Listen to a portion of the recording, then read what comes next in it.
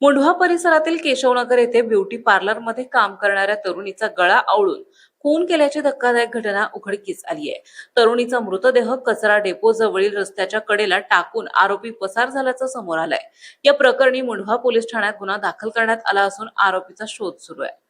आफरीन सलीम पठाण असे खून झालेल्या तरुणीचे नाव आहे। याबाबत तिची लहान बहीण अरविना सय्यद यांनी तक्रार दिली आहे। पोलिसांनी दिलेल्या माहितीनुसार आफरीन या ब्युटी पार्लरचा व्यवसाय करीत होत्या। महिला ग्राहकांकडून संपर्क आल्यानंतर त्या घरी जाऊन ब्युटी पार्लरशी संबंधित सेवा देत होत्या। मंगळवारी सायंकाळी त्या एका महिला ग्राहकाकडे कामासाठी गेल्या होत्या। त्यानंतर रात्री त्यांचा मृतदेह मुंढव्यातील केशवनगर परिसरातील कचरा डेपो जवळील रस्त्यावर आढळून आला। घटनेची माहिती मिळाल्यानंतर मुंढवा पोलिसांनी घटनास्थळी धाव घेतली। सुरुवातीला हा अपघाताचा प्रकार असावा असा प्राथमिक अंदाज व्यक्त करण्यात आला होता। वाहनाच्या धडकेत त्यांचा मृत्यू झाला असावा अशी शक्यता पोलिसांनी वर्तवली होती। मात्र मृतदेह शवविच्छेदनासाठी ससून रुग्णालयात पाठवल्यानंतर धक्कादायक माहिती समोर आली आहे। शवविच्छेदन अहवालात आफरीन यांचा गळा दाबून खून करण्यात आल्याचं स्पष्ट झालंय।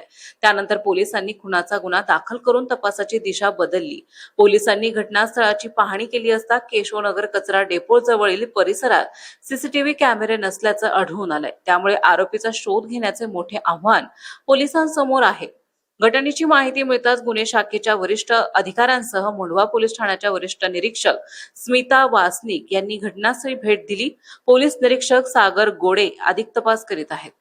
महत्त्वाच्या बातम्या पाहण्यासाठी आजच आमच्या महाराष्ट्र लाईव्ह वरला सबस्क्राईब करा आणि बेल आयकॉन प्रेस करा। तसेच इंस्टाग्राम आणि फेसबुक वर फॉलो करा।